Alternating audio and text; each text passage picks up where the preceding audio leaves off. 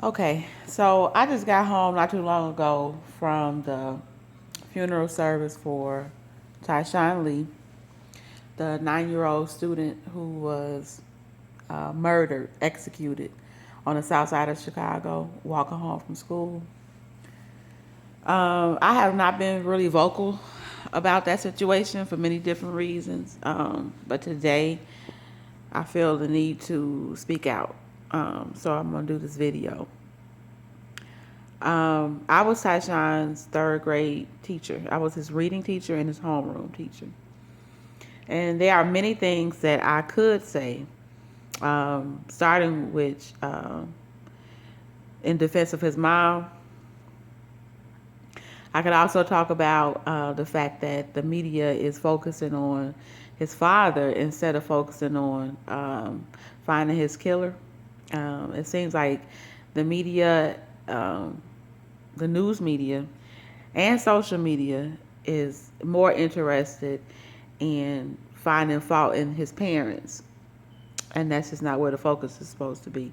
But I don't want to talk about those things. Instead, I really want to talk about who Tyshawn was and what his loss means to me and so many others.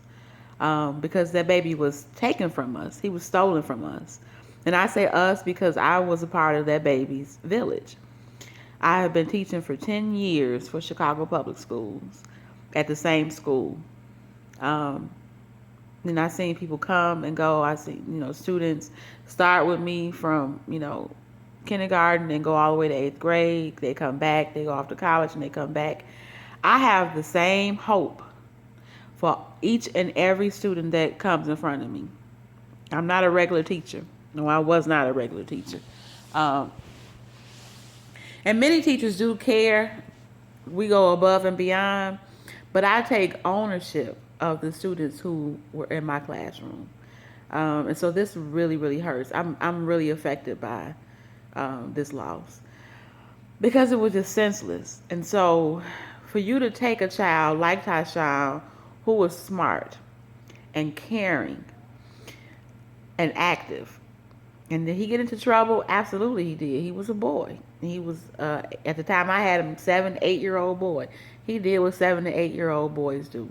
He liked to talk a lot. He was very, very playful and very funny. But at the same time, that baby had so much potential.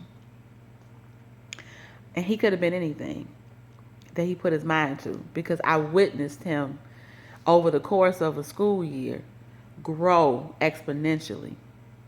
And I witnessed him grow in his confidence level.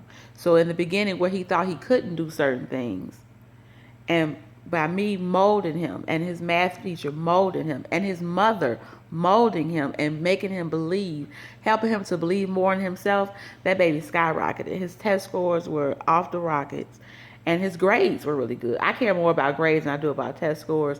His grades really improved, and I don't just give out grades. He earned them. And so this hurts. And today that service was very sobering. I'm numb right now because I just can't fathom how we as a community can allow something like this to happen to one of our own. And I want to make a plea to whomever is responsible for his death. You got to turn yourself in. And I don't wish anything on you. I don't wish death on you. I think death would be a little too easy for you. But I want you to turn yourself in. And if you know who did it, because I know y'all know who did it. The streets know who did it. I don't know who did it, but the streets know exactly who killed that baby. Talk, tell. And I get the whole code of silence. I understand it. Because of the relationship between the police department and the African American community, or just black and brown communities, period, or minority communities, not even minorities, poor people. I get it. I get how you would think that the police would not protect you. I get that they are not necessarily there to protect and serve us. And this is not me bashing the police. Let me say that too, because I know a lot of really good police officers. Some of my very best friends, some of my family members are police officers, and they're good people. There's not all bad cops. But I get why there's a distrust there. I get it. Over years and years and centuries even of just being mistreated in this country. But we've come a long way, black people. We have. We still have a ways to go. We've come a long way. It's not like it used to be. When it comes to the code of silence, when it comes to our babies, you got to put that out the window. Somebody murdered this baby in cold blood, in broad daylight, lured him into an alley, and shot him not once, 7 times. The first bullet, I'm pretty sure, probably took him out. And that's a scary thought. It's morbid. I hate to even think about it.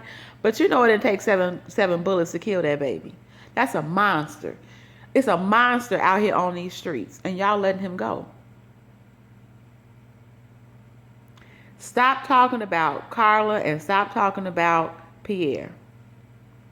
I don't know much about Pierre to speak on him, so I won't.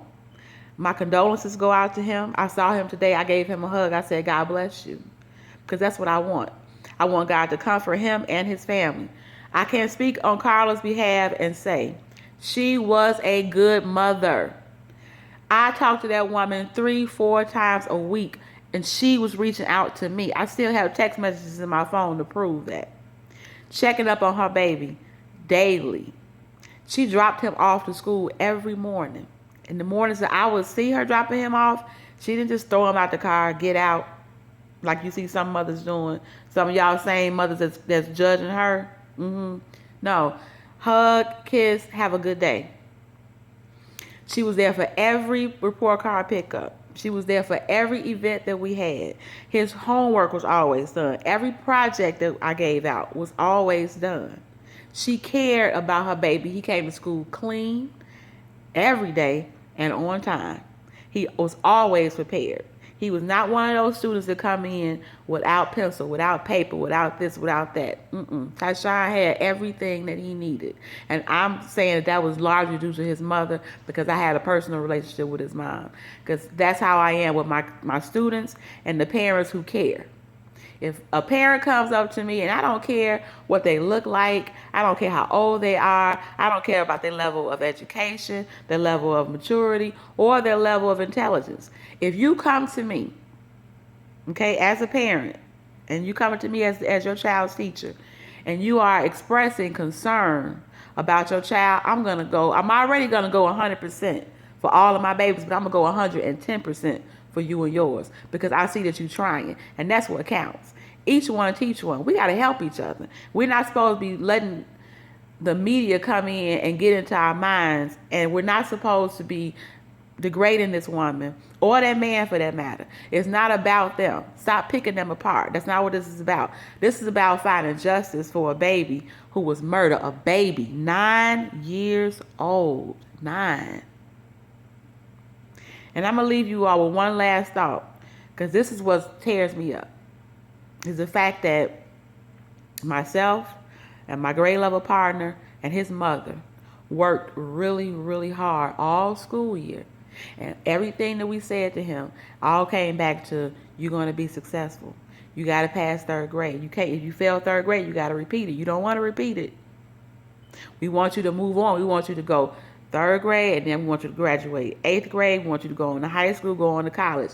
I heard his mother say that to him on more than one occasion, and my grade level partner and I backed her up, and we told him the same thing. We supported that boy.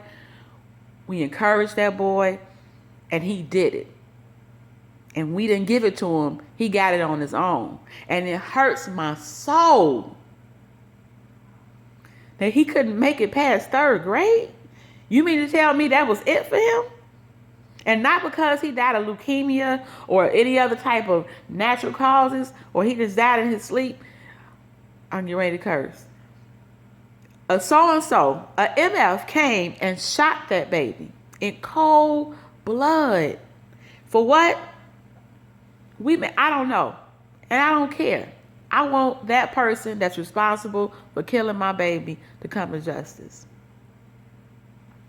And anybody out there who knows what happened, you got to speak up, because this hurts. And like I said, I've been silent just because I felt like I really didn't have anything to really add and I'm not like a media hog like that. And I have my own personal relationship with Tyshawn.